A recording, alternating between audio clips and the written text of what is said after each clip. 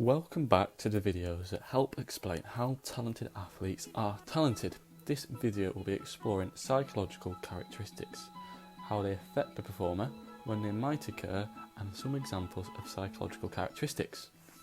So let's start with the winners. As we can all agree up to now, lots of talented athletes are some sort of winner.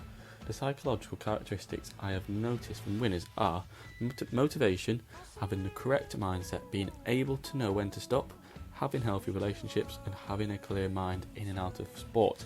That's not to say these are all of the psychological characteristics, these are just some that I have noticed. So, when we look at athletes that are going to make it, do you think these athletes share the same characteristics that winners possess?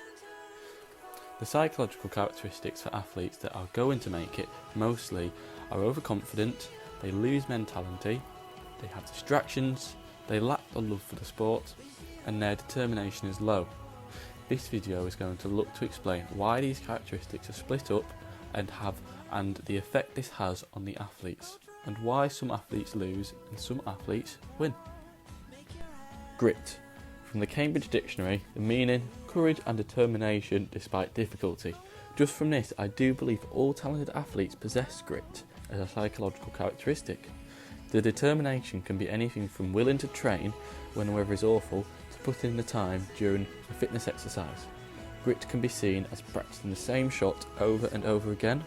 Grit can also be seen as courage to train even if it hurts you physically and causes you pain. I believe athletes have come across at least one of these experiences before they have been a winner. A psychological characteristic that can divide up opinions is the fixed versus growth mindset. Researchers have said dependent upon which mindset you have determines whether you are talented or not. A fixed mindset is someone that believes their talents and abilities are simply fixed. They have a certain amount and that's it. In this mindset, athletes become so concerned with being and looking talented that they never fulfill their potential. First rule for fixed mindset is look talented at all costs. Second rule for fixed mindsets is don't work too hard or practice too much.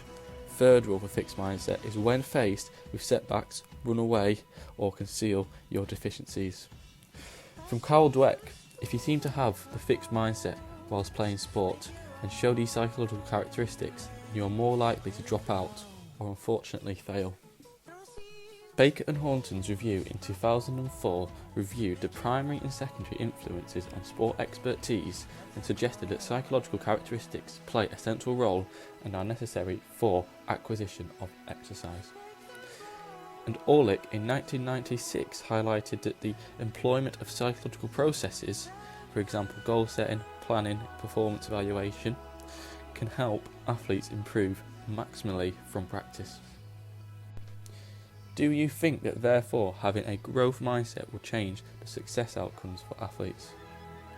Well, let's find out. Carol Dweck said that athletes with a growth mindset think talents and abilities as things they can develop, as potentials that come to fruition through effort, practice and instruction. They don't believe that everyone has the same potential. According to Carol Dweck, the first rule for growth mindset is learn, learn, learn. The second rule is work with passion and dedication. Effort is key. The third rule is embrace your mistakes and confront your deficiencies. When you draw upon what Carol Dweck said and what Baker and Horton and Orlick said, you've got the fundamentals of a talented athlete, in my opinion. Talent is increasingly viewed as a dynamic and multidimensional conception with parallel awareness of an array of factors. This can include environmental, social, psychological support that contribute to the realisation of potential. Due to the multidimensional conception in which there are a lot of psychological characteristics, the psychological characteristic of developing excellence was created. With these, it enabled athletes to cope with challenges and developments if they showed these characteristics. While some of the PCDEs seemed important through development, others seemed especially crucial for dealing with stage-specific developments and challenges, for example time management, social skills. Some of the skills that are shown in the PCDE that I think are very crucial to being a talented athlete are the focus and distraction control, you've got the coping with pressure, goal setting, effective imagery, and seeking social support. That's not to say these are the most important, these are what I think are the most important, but all of them make up how good a talented athlete can be if all the skills are shown on display. The central function of PCDEs represents a move away from the nature-nurture debate common with talent development research, as PCDEs can be developed and indeed formally taught to performers. This takes away the fact that talent is either nature or nurture, and in fact it is heavily based upon psychological characteristics. Lastly, I'd like to focus your attention to trauma. Common in lots of top-level talented athletes, these athletes have experienced some trauma in their life. This might be external influences such as abuse or internal skills where they have just failed. It begs the question therefore, is it paramount that talented athletes need all the necessary psychological characteristics to succeed? Trauma can affect your mental health, and if lots of athletes experience this, should the focus when training be on the person's psychological development instead of developing their skills? I hope you enjoyed the video on psychological characteristics. I think the best players show signs of grit, they have a growth mindset, and they show some PCDEs. I think if they show all this, then they have no reason at all to not go and take on their sport and become the best they can be.